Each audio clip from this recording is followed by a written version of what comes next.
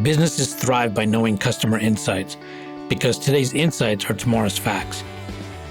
At iResearch, we live and breathe insights.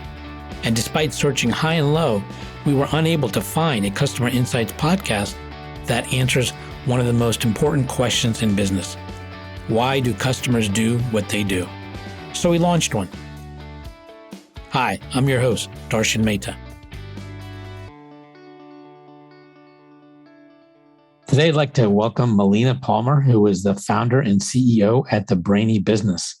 She provides behavioral economics consulting to businesses of all sizes from around the world. She is the author of What Your Customer Wants and Can't Tell You, Unlocking Consumer Decisions with the Science of Behavioral Economics. She's also the host of the Brainy Business, Understanding the Psychology of Why People Buy podcast. Melina, thank you very much for joining us today. I'm looking forward to talking to you. Absolutely. I'm excited to be here. I think maybe the first question you can answer is, as the CEO of Brainy Business, you provide behavioral economics consulting. Tell us, what is behavioral economics? Yeah. Believe it or not, that's one of the first things I always answer for people.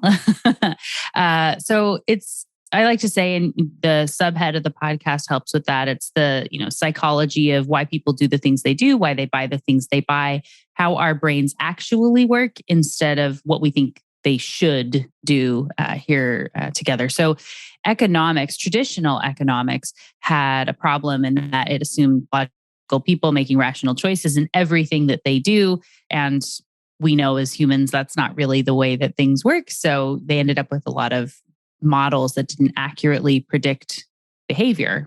So when you incorporate then psychology and neuroscience into the mix, we end up with behavioral economics. I see. Now, I think a lot of times people think they think and make decisions with their conscious mind, but I think you're going to tell me that's not the case, correct?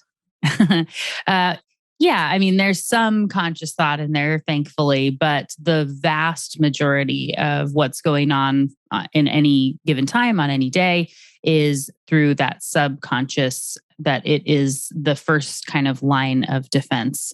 And so the subconscious is, I like to think of it like a gatekeeper or a receptionist if you're trying to get a meeting with a busy executive, scanning the world around you for things it already has a rule for, saying, I know how to do that. I know how to do that. Normal, normal, normal.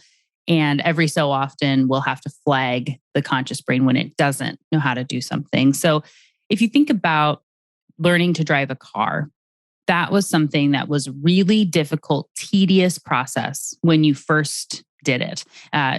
Figuring out where your hands go, where your mirrors and pedals and all that. It's very stressful and slow because you're using that conscious part of your brain as you're learning a new task.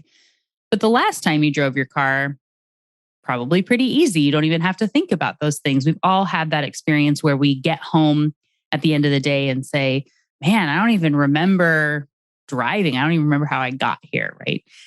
That's not because you're not making all those same decisions, but the subconscious is able to handle them. And so you don't have to consciously think about it until maybe, you're driving over a mountain pass between a semi-truck and a guardrail in the pouring rain in the middle of the night. And you can kind of feel everything slow down and focus, and every little movement of the steering wheel beneath your fingers, that's because it's transitioning back over to the conscious brain. Or if you were to say, go to another country where you have to drive on the other side of the road, and it would be very difficult again because you're having to move that into your conscious processing. And our brains are doing this all day, every day. Before we dive deeper into behavioral economics, I want to know about your personal journey to get here. What was your journey, and what are some of the pivotal moments or aha moments you've had personally that brought you to the doorstep of behavioral economics? Yeah, well, I would say when we look at the career specifically, I've chosen one with a podcast and a lot of public speaking and things like that. Way back, I was going to be a singer for a long, long time. That was like all I was going to do. I was applying for university, when I was in high school, for programs in musical theater and competing singing opera and things like that. And then at some point realized that everybody I knew that got a degree in music went for a really long time and ended up singing or teaching a high school choir or something along those lines. And while I valued and loved my own teachers I had, I knew that wasn't really what I wanted to do and figured I could always sing. So go, find another path, and see what that would turn into. I could always find a stage, right? So bounced around for a while, thought about doing pre-med, pre-law, and ended up in business school. And there was one class that had just this one section of one book, a little piece that was talking about the psychology of buying decisions. This, why people do the things they do and buy what they buy. And I thought that was just the most amazing thing I'd ever seen. And when we talk about those aha moments, I don't remember the specific book, but I remember which class. I remember where I was sitting in the lecture hall, on campus. I remember that. And I said, I hadn't really even thought about getting a master's or anything at that point before that. But I said, I want to go to school. I'm going to get a master's in this. I was so excited. And I spent the better part of 10 years calling schools asking about programs, to which they all said, that's not a thing. It doesn't exist. Sorry. And I went, okay. Right. And so I was working in industry, running a marketing department, loving the work that I was doing, and was part of an innovation, kind of like a fellowship, a 2-year program of people from financial institutions from around North America. And we were presenting at the World Conference for this event. And they brought in a couple people from the Center for Advanced Hindsight at Duke University, which is their behavioral economics wing under Dan Ariely. And they were talking about the work that they do. And I just realized this research and everything they were working on is exactly what I had been looking for a decade. And so I forced them to talk to me for probably far longer than they wanted to, and got lots of information out of them and found out that it was called behavioral economics, and found myself a master's program and jumped right in. I would say that there are many aha moments, but the last one in that sort of setup that gets to where we are today is when I started my master's. I knew I was early because I'd been looking for such a long time, but I didn't realize how few people were talking about the applied side of behavioral economics. Very academic up to that point, and research being done at universities, very important work. But as far as how you apply this into business, to communication, to marketing, to pricing, to brand strategy, to internal change management, everything, just nobody was talking about it. Everything that seemed so obvious to me wasn't really anywhere. And that led to starting, what, as far as I know, is the first podcast on the subject in the world, and getting lots of people interested in books and teaching and kind of all the things that came there from being the person that said, well, I guess I'll do it. I'll start it if it's not there. So sure, that's the somewhat long version of multiple ahas. When I was in business school, there was talk of consumer behavior, but I think behavioral economics is even more focused than that. Am I incorrect in that, or is that correct? No, I would say that is correct. And there is some debate within the field itself as to behavioral science versus behavioral economics, and which is which, and how one differs from the other, and don't have very clear and firm definitions on that yet. But in general, people would say behavioral science is the overarching umbrella of, and behavioral economics is like a silo underneath that. And for many, they would argue that behavioral economics only comes into play when money comes into play. So if you're buying a good or a service is the only time that you have that economics. And to me, there is still an exchange happening, whether or not it's monetary. And so I include change management in behavioral econ, like I said already, in that I still need to sell someone on an idea that I need them to buy in on, even if there's no money exchanging hands. If I need you to change desks or report to somebody new and be on board and excited about it, I still need to influence you to do something and react in the best possible way for both of us. And to me, that's still an economic exchange, even without the monetary piece. And why should behavioral economics matter to businesses? And why is it maybe even the future of business? Yeah, I think it's the future of everything, but that's, part of why I've dedicated my career to it. So it matters for a few reasons. One is at the end of the day, businesses are still made up of people. And if you are a human person working in any sort of business, you are interacting with other humans in a lot of cases. And so understanding what's more likely to work for them and help them to feel like they want to do business with you, be that a customer or, like I said, someone inside of the organization. If you can work with the brain to make it easier to where the subconscious naturally chooses you, there's just so much benefit there. I think we're going to talk about some specific concepts, later on, perhaps in the conversation. But just to give an example here about how this can work, I have 16 concepts that I talk about in my book, What Your Customer Wants and Can't Tell You, of the hundreds that exist. But the 16 I think are most important for business if you're going to start applying behavioral economics. And the first of them, it's not an accident, is framing, which is, I think, underlying to everything and really easy to start testing. And this is that how you say something matters much more than what you are saying, as far as encouraging and getting someone to make a decision or whatever. And so as an example of this would be if you imagine, you're going to the store, you're going to get some ground turkey and you are going to be making, spaghetti or something. I don't know, but you're going to get your ground turkey or chicken, and you have one that's labeled as 10% fat and the other as 90% fat free. Which one do you feel compelled and sounds better and you want to buy? And logically, and you sort of, chuckled at it. Do you have an answer, or the one that sounds better to you that you would want? I would speculate that most people would like the 99% or the 90%. Right. Yes. Fat-free. Yeah. Yes. And I've presented, and I'm not the only one, of course, doing this, but myself personally asking this to thousands of people from around the world, and everyone says 90% fat-free sounds better and they feel better about it. Logically, we know it's the same and it shouldn't matter. But you still feel compelled to pick from that stack. If you had two stacks that were identical next to each other, except for that labeling. And it's because how it's presented to us influences the way that we feel about that item, and we're more likely to buy it. So if you think about in your own business where everything else might be right, you say, we like to really quickly jump to what we think the problem is. Like, oh, no one's choosing this. No one's buying this because it must be too expensive, or they don't know enough about it, or they don't understand X, Y, or Z.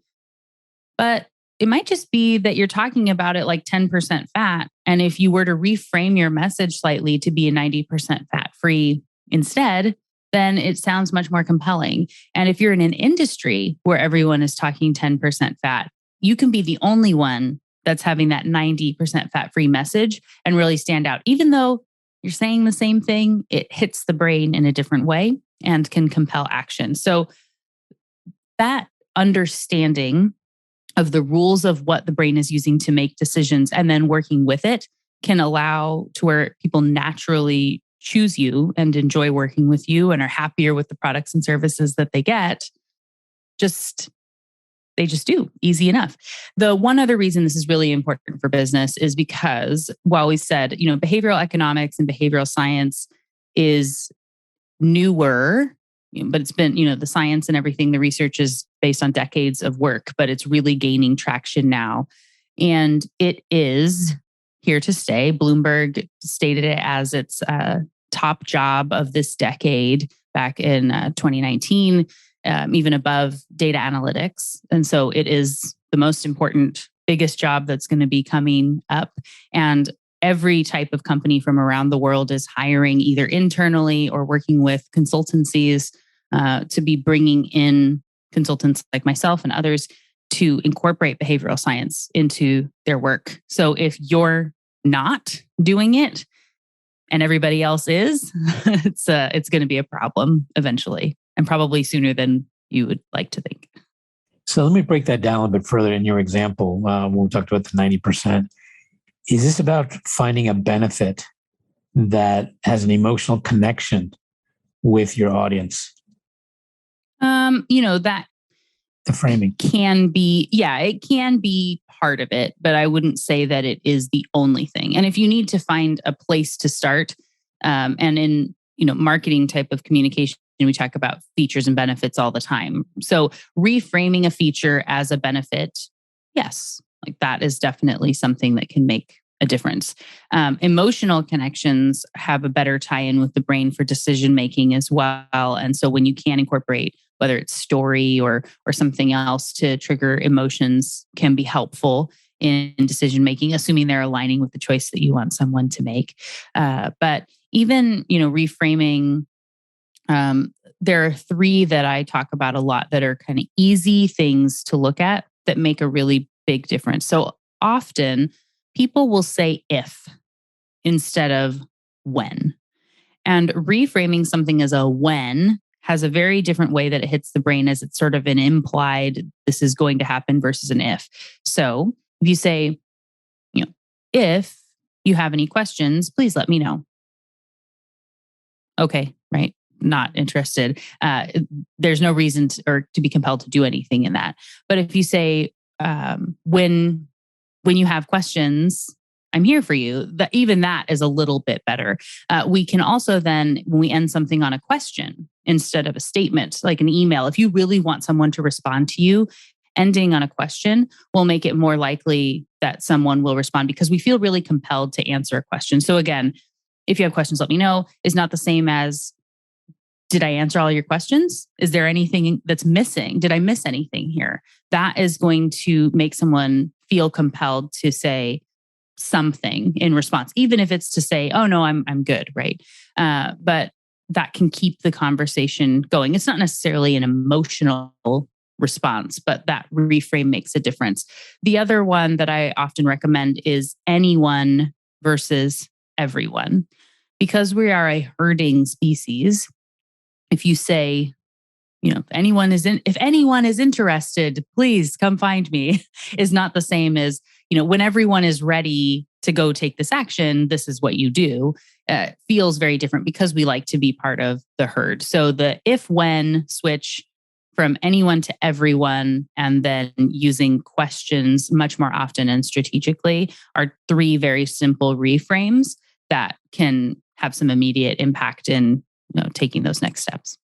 Now, you've done a lot of studies on this, and I'm wondering, has this been based on surveys? But I think this is actually testing and seeing actual behavior people do based on the testing. Is that correct? Versus just, let's say, survey. So it's more observational and maybe A/B testing and so on versus just asking survey questions. Is that correct?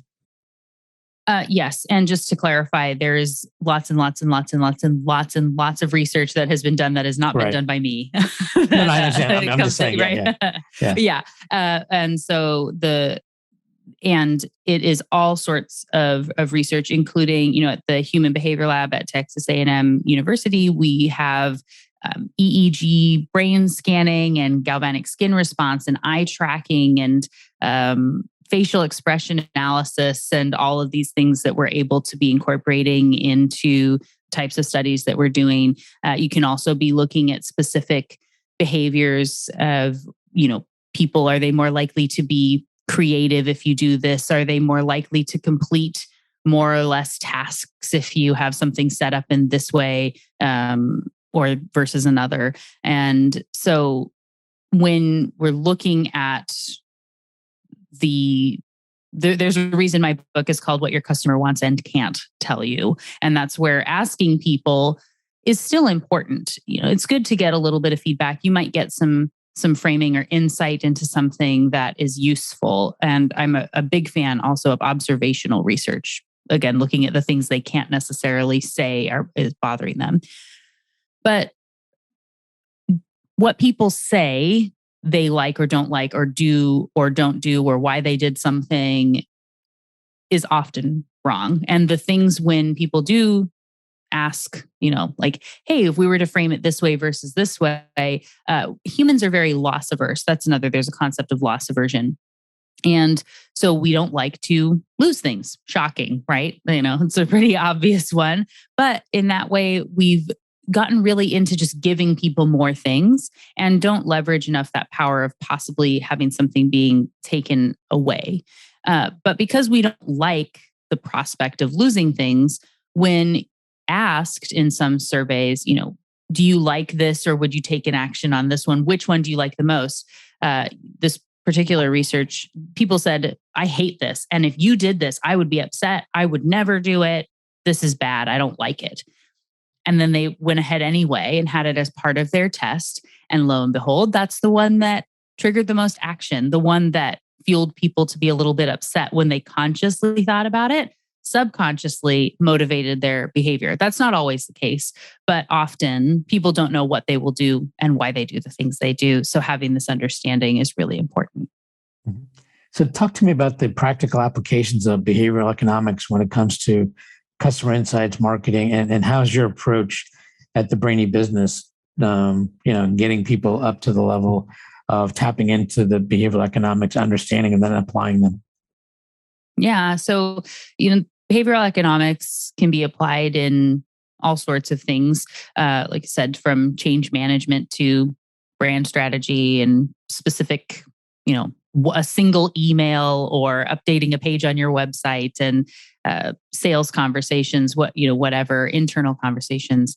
It can be applied really in everything that you do. And that is both beneficial and a little bit overwhelming because the idea of this, everything matters can allow you to get kind of stuck for where it feels like, where do I start? And there's a concept that, perhaps anyone who's listening that has a background in computer science or data is more familiar with the term of bike shedding. But this is something that we naturally do, another tendency of the brain to where when something feels uncomfortable, we tend to work on something smaller that feels more comfortable and like blow it out of proportion into this big deal. And so this was found where there was a team that was supposed to be working to design a nuclear power plant. And they were spending a really disproportionate amount of time focusing on the design of this bike shed, which everyone knows is like, from the outside perspective, that's obviously dumb. Like, what a waste of time. But there aren't as many consequences. You can be like, until we get this right, we can't go do this other big scary thing. And we can't be blamed for it going wrong and all of this, right? So you bike shed on that little thing. So until I figure out the perfect template for my website, until I look through all 800,000 templates that exist, I can't possibly launch, right? So you spend a lot of time fussing over little things.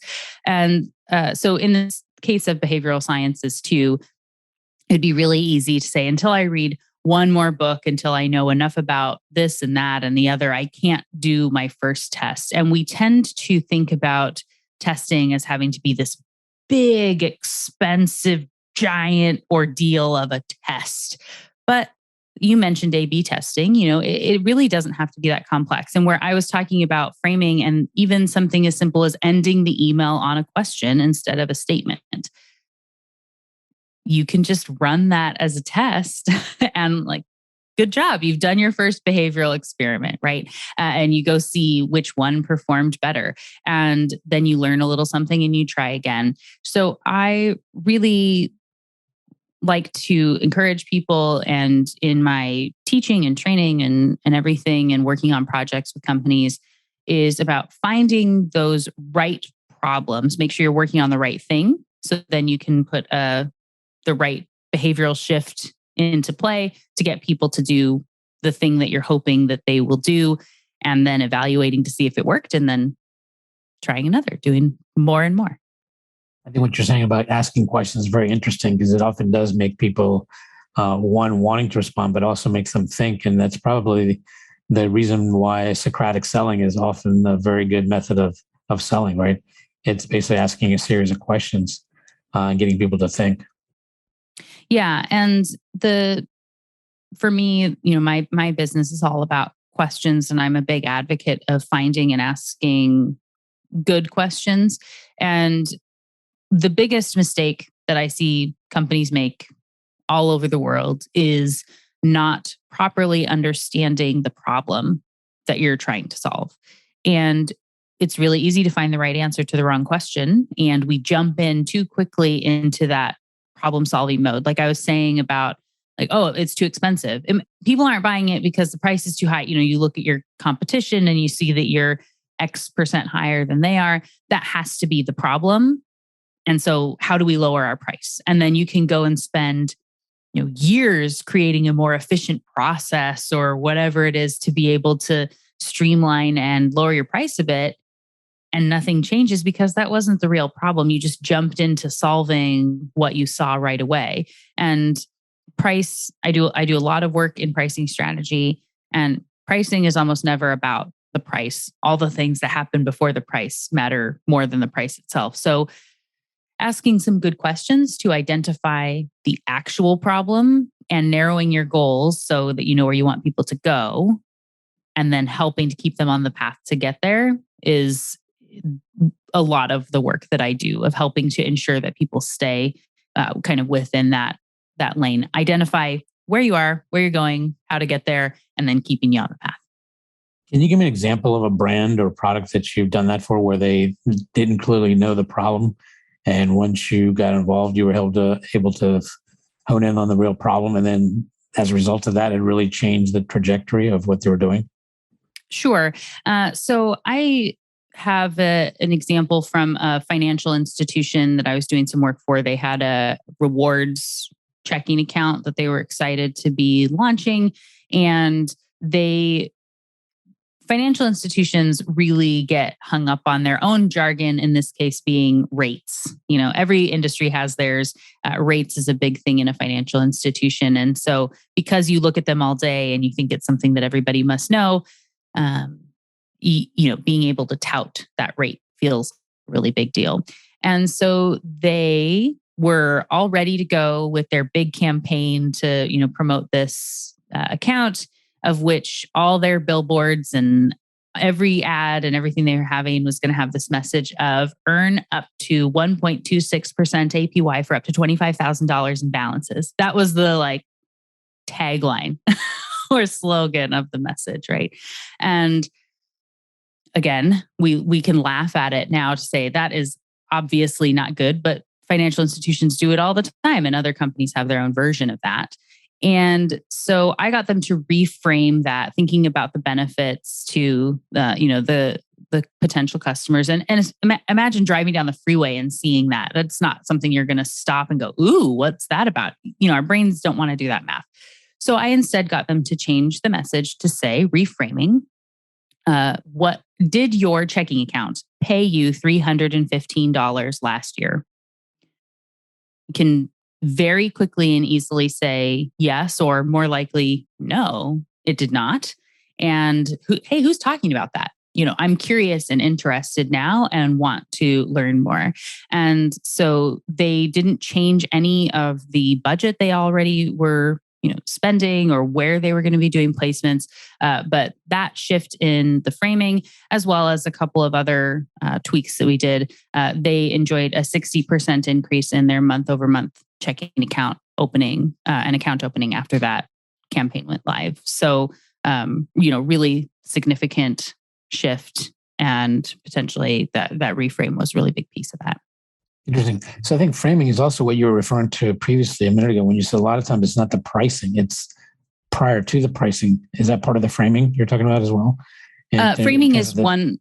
Yeah, framing is one concept that I talk about when it comes to pricing strategy. You have a framework I call It's Not About the Cookie, which includes framing, priming, reciprocity, scarcity, loss aversion, and a couple other herding, social proof, things that come into play to think about when you're thinking about presenting a message. But yes, framing is a big piece of that.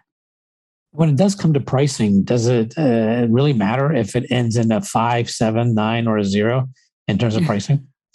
I know people talk about this one all the time, and there's a yes and a no. So the first piece being understanding if you want to end on the whole number, or if you're going to be the rounding down essentially. And the choice to make there is if you are a gift or a luxury item of some kind, being the whole number is actually often a better strategy. So most people don't like to buy discount wine. You would rather buy the more expensive or that whole number on a bottle, versus the $29.99 wine versus the $32 wine, right? It feels different. And so that's one thing to know. And if people are buying something as a gift or luxury, then those whole numbers are valuable. If you are going to round down, where you want to be thinking about it being a little bit less at discount, budget friendly, what have you, at that point, whether you choose to be a 9, a 7, a 5 really doesn't matter. Just pick something and be consistent with it, so that you're not having to constantly remember a bunch of random prices.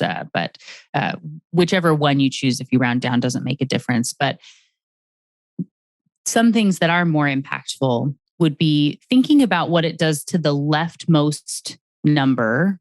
So if you go from 1,000 to 999, that is going to be more impactful than if you go from $1,110 to $1,109, because it isn't having that same impact. Removing punctuation marks, so decimals and commas and things like that. So getting rid of change, if you can, helps it to feel like a smaller number as well.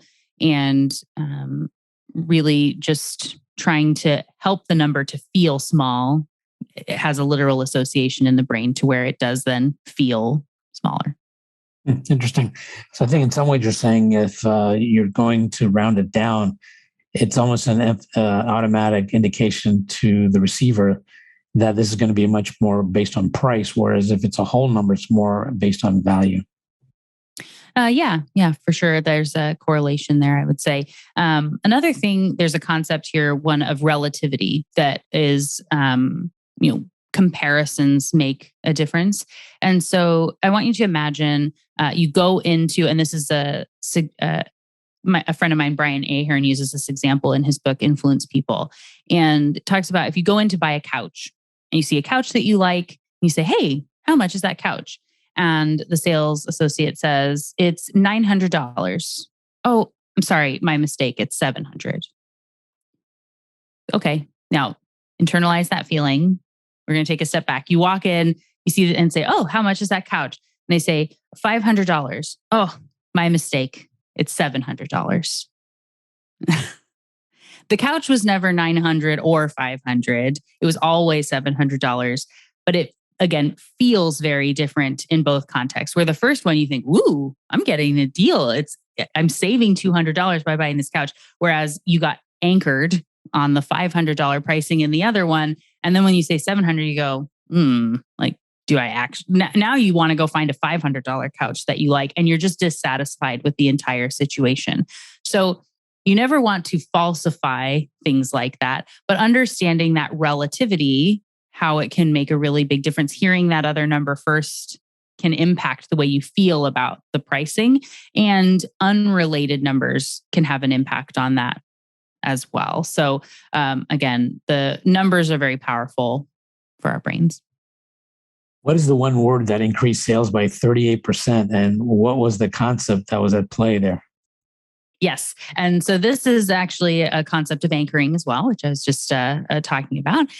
And in this case, it's a study in a grocery store. They had two different end cap displays. One was saying Snickers bars, buy them for your freezer. The other says Snickers bars, buy 18 for your freezer, of which we can all probably agree 18 is a lot of Snickers bars, and probably more even, in pandemic times, than anyone was buying at any given time. And if you were the one creating that ad, would probably feel a little bit hesitant about putting 18 on, your signage, and where you'd say it feels arbitrary. I don't want to have to justify this number. And, logical brain consciousness saying, well, them is unlimited. People could get 100 Snickers bars if they wanted, whatever, to help justify why you're making your choice. And it probably doesn't feel like it's that big of an impact, But as you now know, there was a 38% increase in sales when the number 18 was used instead of the word them. And it's not that there's anything magic about the number 18 specifically, but it is this concept of anchoring and what's happening behind the scenes. So with the word them, it's actually for the buyer more of a like fancy word for zero. I wasn't planning on getting anything. Maybe I'll get 2, we'll say.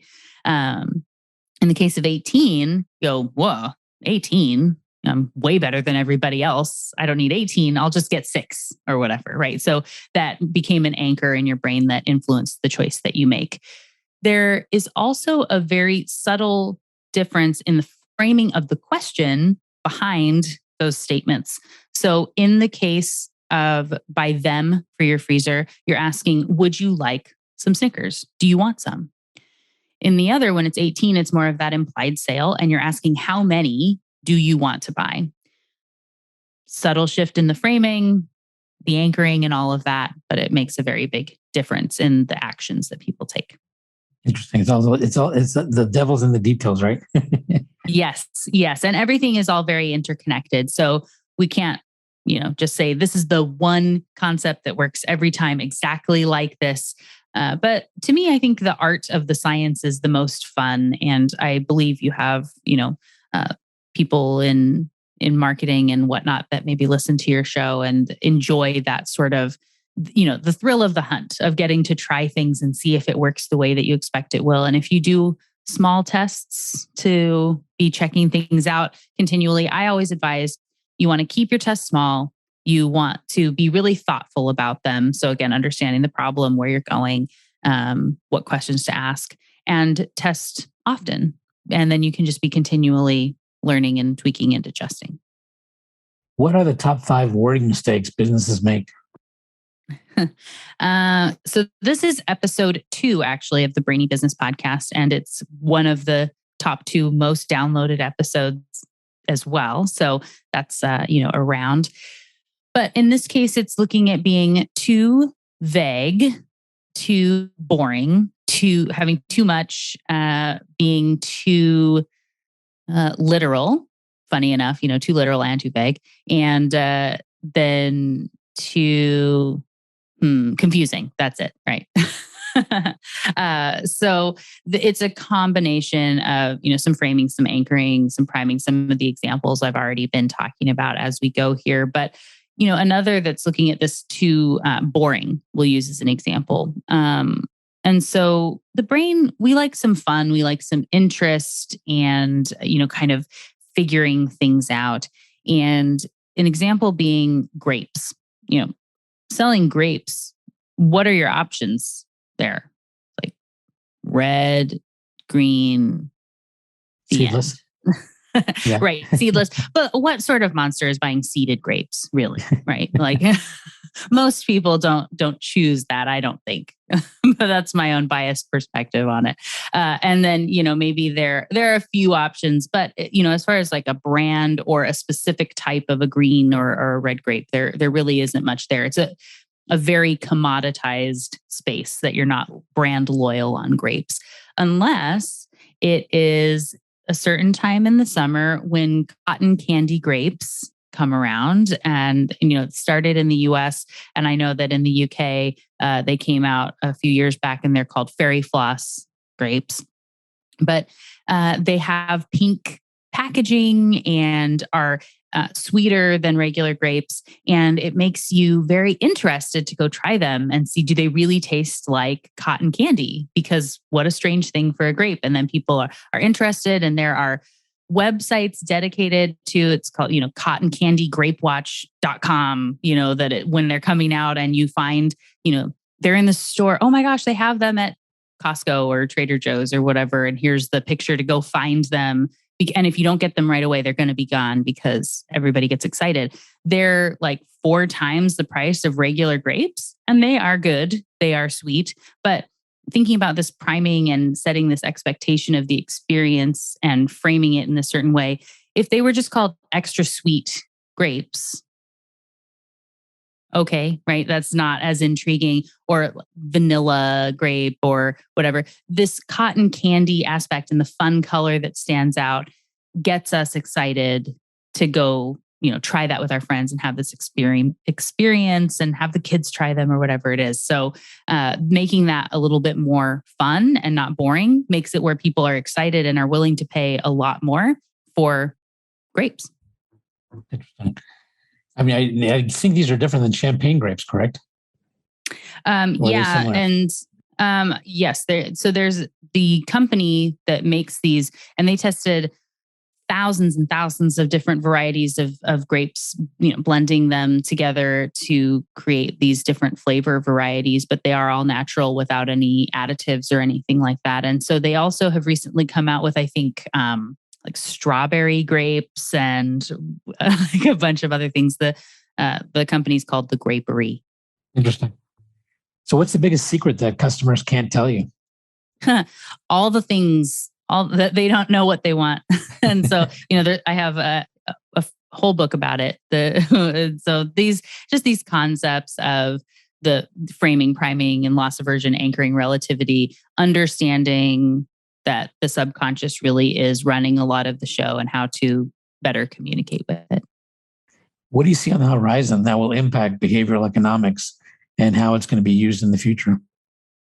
So I have been having lots of conversations recently about data, AI, machine learning, and the behavioral sciences and how they work together. In some cases, the question of being, well, can they? And I would say yes, very much so. They're able to inform each other. Kind of think about, I like to kind of half joke that it's like the new quant and qual for research. So you need to have some quantitative, the data is important to understand if what you did worked, but you need to understand the behavior to know why things maybe are happening and then inform future testing. So I think that there's going to be a lot of data analytics, machine learning, combining with behavioral sciences moving forward. And then also just that businesses and business schools and other areas of universities, I think, are going to be incorporating the greater behavioral sciences into everything that they do, because people are finding that, like I said at the very beginning of our conversation, we're organizations and a world full of people interacting with other people, and we all have brains. And if we can better communicate with them, whether you're encouraging someone to not litter or you are wanting to encourage people to buy your brand of toothpaste, right? Or change their desk to another side of the office. It's all understanding people better can make a really big difference. And so I think it's going to be at the forefront. Many more people will be aware of it. And I will no longer have it be the first question when I go on to a podcast of what the heck is behavioral economics? Well, it sounds so academic and sciencey, but I think, once you explained it, it's very understandable. What area of behavioral economics would you like to delve into further, and why? So it's not necessarily something that is seen within the industry as like a big space just yet, but I am very intrigued in the power of questioning and how great questions can encourage and shift behavior, whether they are overt or kind of under the radar, like when I was talking about in that anchoring example. And so that power of question is something that I'm very interested in personally in researching moving forward, and all the areas. I get excited about everything. That's an area that interests me as well, as the power of questioning, because I think often you can get people to think a little bit deeper and a little bit more with the way you ask a question. And that can maybe be the beginning of even altering the behavior. But questions are extremely powerful. And I think, like, I've done a lot of teaching related to communications, presentations and business and stuff. But my favorite part is always the Q&A. And, trying to think on your feet, but also asking good questions to really make people think. Yeah. I end every episode of my podcast, and, my signature line is to be thoughtful. And it's a multiple faceted piece. The B is capitalized for behavioral economics, for one, a little priming piece in there. But also it's being thoughtful about the way you interact with others, being kind and generous, because that comes back to you, and being thoughtful about your own brain, the things that people say, how you think about, like, well, I wonder why they put that there. Or what if this was on a different shelf? Or did they mean this? Stopping to take time to reflect and ask those questions can really have a big shift on your overall perspective. So I'm a big advocate of that. Who in the world of behavioral economics would you love to have lunch with, and why? So many people. I would say I look forward to a first in-person lunch with Zoe Chance, who is a professor at Yale. And we have become friends since she was a guest on my podcast. Her book came out earlier this year in 2022 called Influence is Your Superpower, and is a really, really great book. And I would love to just sit and chat with her for a long time. Sounds good. I'm going to look up the book and take a look at it. So I want to thank you very much, Melina, for joining me today and giving me quite a bit of insights and knowledge about behavioral economics and examples. I really enjoyed it, and it's made me think quite a bit. And I appreciate it. Thank you again. Of course. Thanks for having me. Getting to AHA was brought to you by iResearch. To find out more about us, head to iResearch.com and make sure to search for Getting to AHA in Apple Podcasts, Spotify, and anywhere else podcasts are found. And don't forget to click follow to ensure you don't miss any future episodes. Thank you for listening.